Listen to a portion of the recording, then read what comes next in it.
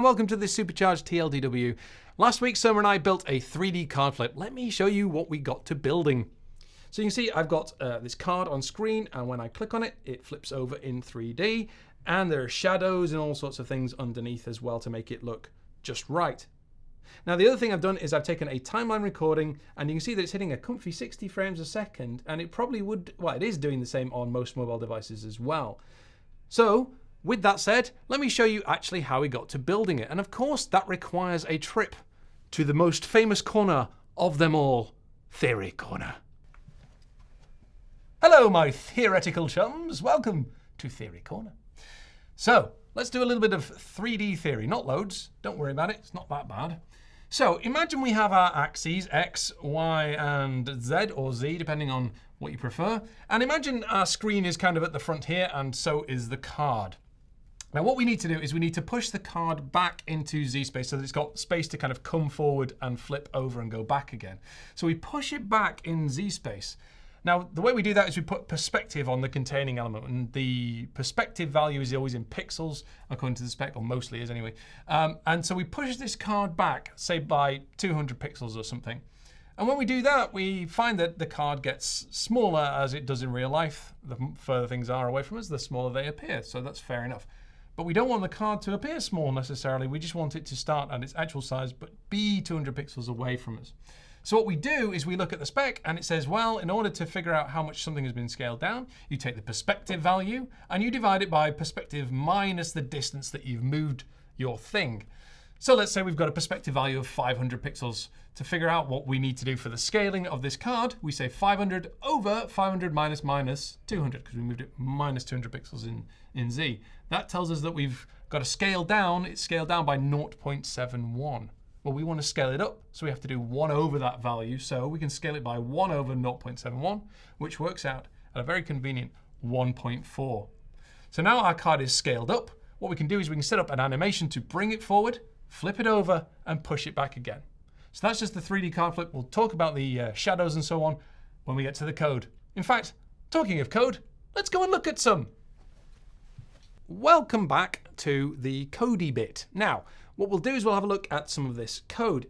In fact, let's look at the HTML first. We have an SC card. It's a custom element. We normally do this. It's just for convenience and because it's actually quite handy to do that. You don't have to do that. It would work just fine if you had divs and so on. And for now, we can ignore the attributes that we've added on here. The main thing is we've got this front and we've got this back. And in fact, if we look at the styles for this, front and back, mostly it's just going to be, you know, absolutely positioned and so on, because we want the front and the back to appear over the top of each other.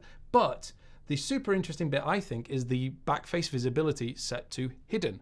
We do this because we want to make sure that even if these cards, the two halves of the card are placed over the top of each other, if one's got its back to us, we don't see it anymore. And that's actually a really important thing here. We need to make sure that only the side that is facing towards us as the camera is the one that's actually visible. So we switch back face visibility to hidden for the front and the back of the cards.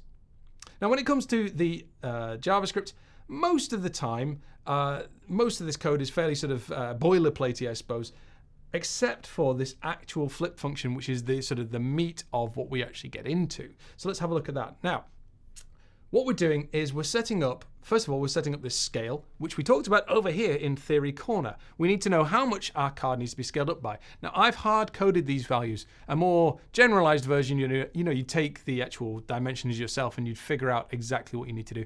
I'm not going to do that in this particular situation, but you can do that. Because what we said over there, it's actually, I've inverted it. So rather than it being 500 over 500 plus 200, I've actually done 500 plus 200 over 500. That's going to give us the 1.4 value here. Okay, with the scaling done, let's talk about side 1 and side 2. Now, the card could be with its back facing to us or its front facing to us, so we just call it side 1 and side 2, and we just choose whichever one of these is going to make sense depending on whether the card's facing us on, one side or the other. Side 1, side 2, they're pretty much the same thing. They're an array of keyframes, and each keyframe is an object, and in this case we have the transform. So let's step through what we do for side 1. Basically, what we're saying here is we're going to push it back 200 pixels like we discussed. We're going to set its rotation to 0 degrees, and we're going to scale it up so that it looks at the correct size. Then we bring the card forward by 100 pixels, and we leave the rotation where it is and the scale where it is as well. Next keyframe, we're going to be still at -100, but this time we're going to rotate the card across the X or the Y axis, depending on which one we want to use, by 180 degrees. And then finally, we're going to push the card back to -200 pixels in Z space or Z space. Side 2 is pretty much the same thing, except that instead of going from 0 to 180 degrees, it's going from 180 degrees to 360 degrees. So we know that that's going to work for us because basically we've got backface visibility hidden. We've got one card that's 180 degrees and one card, the front side of the card that's at 0 degrees. And we'll just basically choose which one needs to be side 1 and which one needs to be side 2. And you can see that is down here. There's if the card is on its front side, we're going to animate front as side 1. If it's on its back, then front will be animated as side 2. So we basically hot swap between those two. So that gives us the card flipping over, and that works just great. Let's have a quick chat about the shadows. Now, I'm not going to spend a lot of time on this because we spent a good amount of time on the live stream, and if you've got a spare hour, it's definitely worth your time, this one. There's loads of really interesting bits and pieces in there about why we can't use a blur filter, why we can't use box shadow. There's loads of stuff in there. But if you can't watch the live stream, there is actually an accompanying blog post. We'll put an annotation or put it in the description below. Have a read of that. It really does get into 9 slices and using SVG and how it is we're actually going to do a performance shadow that's disconnected from the element that it's actually shadowing. It's really an interesting technique. What we have though is we have two shadows. We have what I'm calling the umbra and the penumbra. And the umbra is the really sort of tight shadow with a little bit of blur, and it looks like this. It's got a little bit of blur and it's SVG, which you can see here.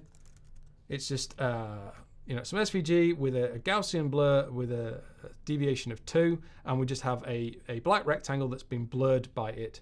The penumbra is a blurrier version. Again, it's got a blur of I think 12 pixels on it.